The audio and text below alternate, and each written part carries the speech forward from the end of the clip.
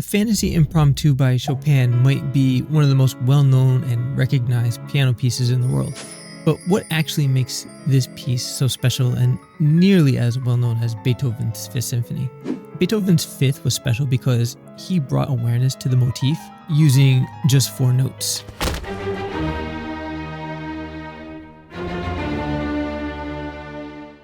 But Chopin was a specialist of the piano. He used a completely different technique in his Fantasy Impromptu in order to captivate his audience. So what exactly is this technique then? Really, it's all about rhythms.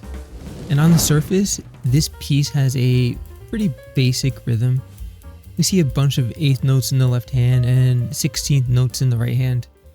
But let's dig a little deeper. The first thing to note about this piece is that we're in cut time or a 2/2 time signature. This time signature tells us that we can fit 2 half notes in a measure, and each half note will get a strong beat. And this time signature now begins to make sense because if we look at the left hand, we can easily see that each group of 6 notes is assigned to 1 beat. So let's listen to these groups of 6 notes being played by a metronome. I'm going to lower the volume of the right hand so you can hear the supporting left hand a little bit more clearly.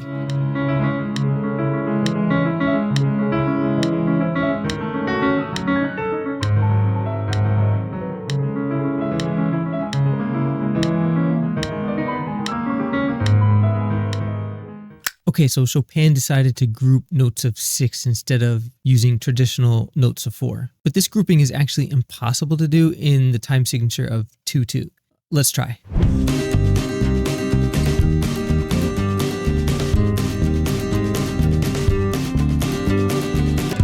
Alright, so it's clear that we can't group notes of 6 in this time signature. So how do we group notes by 6 then while staying in 2/2? Well, first we need to understand what these groups of 6 notes are. These groups of notes are called tuplets, and more specifically, sextuplets. And if we check out the score, we see 6 irregular 8th notes against 8 16th notes. And this pattern follows throughout the entire piece in each beat. If we convert these 8 16th notes to 8th notes, we now have 6 8th notes matched up against 4 8th notes. And this is why this tuplet ratio is technically supposed to be notated as 6/4. I don't understand what this 3/2 means in this triplet. 3 just means the number of irregular notes to group in the place of 2 normal notes. What's a normal note? Anything that's not a tuplet. So I'm going to show you some more practical examples of Chopin's tuplets from his second piano concerto in a bit. So the grouping of 6 notes like this is generally not a big deal. A lot of tuplets by composers in the pre-Chopin era would generally be written as another way to temporarily change the meter.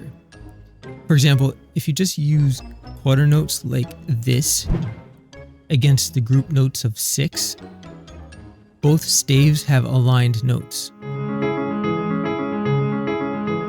Or if we use groups of 6 in the right hand, these notes are still aligned even as tuplets.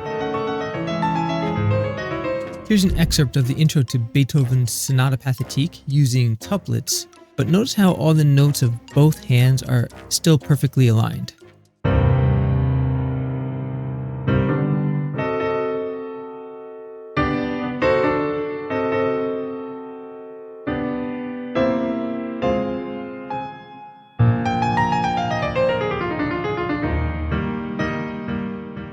But Chopin uses the tuplet very differently in this piece. He uses standard 16th notes against these groups of 6s, and I'm going to slow down the tempo so you can see and also hear what's going on. You can see that only 2 notes in the right hand directly align with 2 notes of the left hand, and the rest of the notes are offset. And the reason for this offset is because the right hand is using standard rhythms in cut time, while the left hand is using rhythms of a completely different meter. And these different rhythms being played together is called a polyrhythm. To prove to you that we're using 2 different meters, let me use MusicJotter to show you another way to compose this. MusicJotter allows you to write music using a polymeter, and this just means that each track can have its own independent time signature. So if we just leave the right hand in cut time, and we change the left hand to 6/4, you're going to get the same exact effect. So we have two different meters playing together, and this causes a complete misalignment of notes. Now, since MusicJotter can notate any tuplet ratio, let me now notate a few of Chopin's tuplets from his second piano concerto, because most of these tuplets create polyrhythms.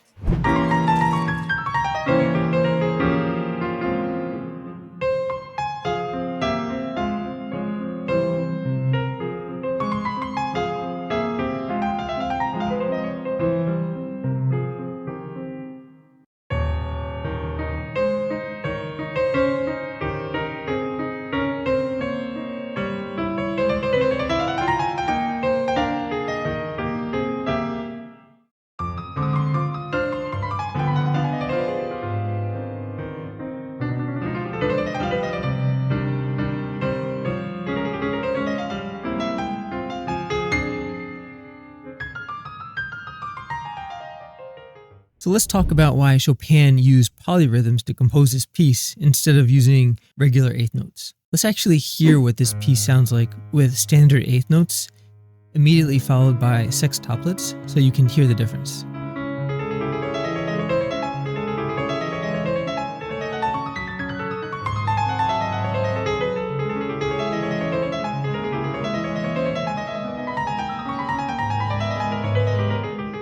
Now, one of the reasons to use polyrhythms is to fool the listener into thinking that this piece is actually played much faster than it actually is. And there's a reason why this piece sounds so much faster.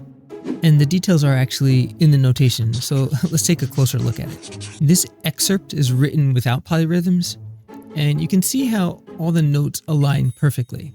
If we look at just the first beat, you're going to see that we have a maximum of 8 16th notes played in succession, so let's just keep that in mind.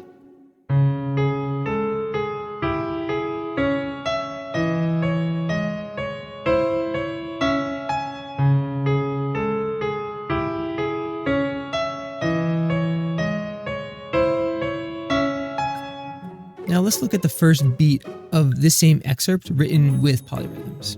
So because the left hand is written with 6 notes, the notes of the left hand don't align perfectly with the notes of the right hand, and this actually creates a staggering effect.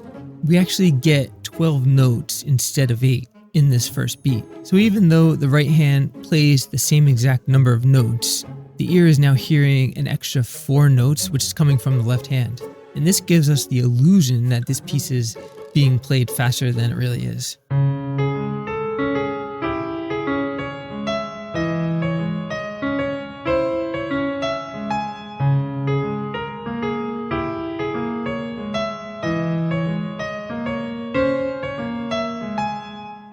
There's another reason though why the use of the polyrhythm was an excellent choice by Chopin. The texture of this piece is completely changed with polyrhythms, and it just makes the piece sound smooth. Because there's no counterpoint, the left hand doesn't have to be so sharp or pronounced. For example, the left hand's harmony is not that important because it closely matches the harmony of the right hand, and it plays more of a supporting role. If you got this far, I just want to remind you that all of my demos are created with a software that I'm developing called MusicJotter. So don't forget to like and subscribe. And if you want to support this software, you can become a paid subscriber over at my Buy Me a Coffee. MusicJotter is a very powerful music notation software that not only can notate difficult scores, but it can also play scores with incredible clarity and realism.